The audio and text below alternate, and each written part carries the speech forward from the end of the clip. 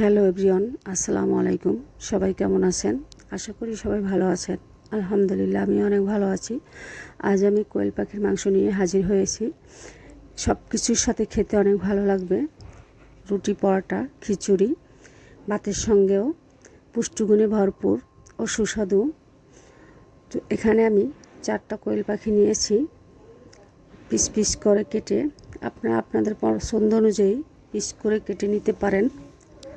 তো চলুন প্রস্তুত প্রণালী দেখে নেওয়া যাক। এখানে আমি একটা কড়াই বসিয়ে দিয়েছি, পরিমাণ মতো তেল দিয়েছি, বড় সাইজের 2টো পেঁয়াজ কেটে নিয়েছি। পেঁয়াজটাকে একটু ভালো করে ভেজে নিব। লাল করে ভালো করে ভেজে নিলে ফ্লেভারটা ভালো আসবে।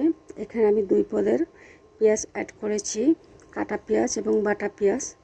মশলাটা ঘন হওয়ার জন্য মশলাটা আমি ভালোভাবে ভেজে নিব। পেঁয়াজটা ভালোভাবে ভেজে নেওয়া হয়েছে। এ পর্যায়ে আমি দিয়ে দেবো 1 চামচ রসুন বাটা, 1 চামচ আদা বাটা, 1 চামচ জিরে বাটা। এক এক করে সব মশলা অ্যাড করেছি।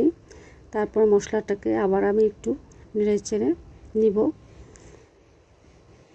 মশলা যত ভালোভাবে কষিয়ে নেবেন তরকারির স্বাদ তত ভালো আসবে।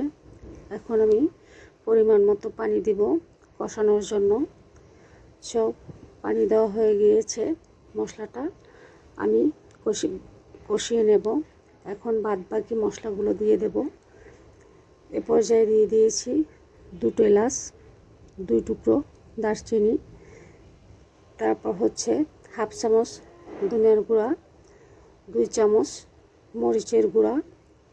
ঝালের পরিমাণটা আমি একটু বেশি দেব, যেহেতু কোয়েলটা ভুনা করব, একটু ঝাল ঝাল করে।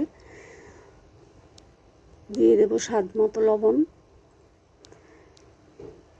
তারপর দিব 1 চামচ হলুদের গুঁড়া। এ পর্যায়ে মশলাটাকে আমি ভালোভাবে কষিয়ে নেব। যতক্ষণে মশলার গা থেকে তেল আলাদা হবে ততক্ষণ মশলাটাকে ভালোভাবে কষিয়ে নিতে হবে। তো মশলাটা কষানো হয়েছে, মশলার থেকে তেল ছেড়ে দিয়েছে। এ পর্যায়ে দিয়ে দেব কোয়েলের মাংসটা দিয়ে দিয়েছি। কোয়েলের মাংসটা কিন্তু নরম থাকে। তো এখানে আমি কষানোর জন্য কোনো পানি ব্যবহার করব না, এই মশলার মধ্যেই ভালোভাবে কষিয়ে নেব।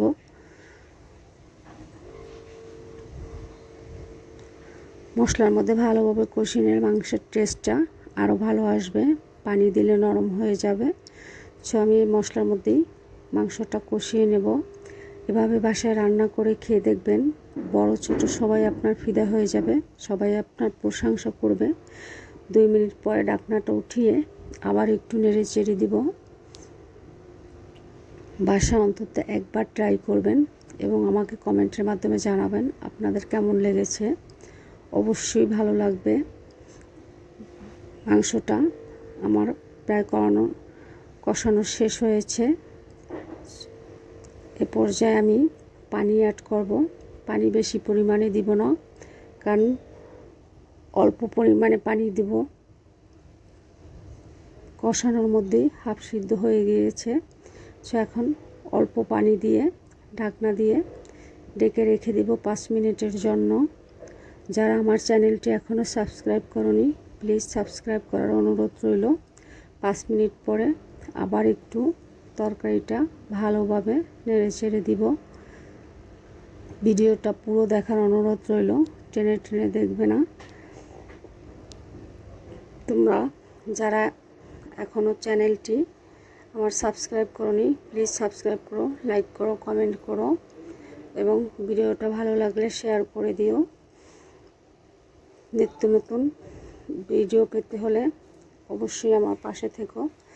এ পর্যায়ে অ্যাড করব 1/2 চামচ ভেজে রাখা গরম মশলার গুঁড়ো।